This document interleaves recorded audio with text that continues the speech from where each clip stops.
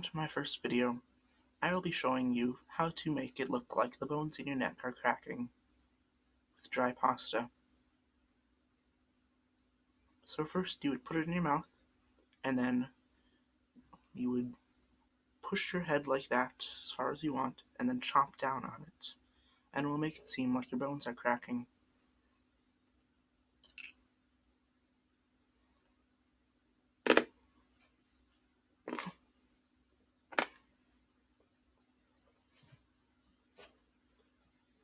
Simple as that. So then you just go up to your friend Joe with this in your mouth and say, "Hi Joe, how are you doing?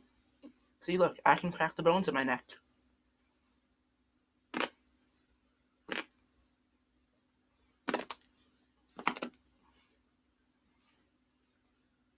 Simple as that.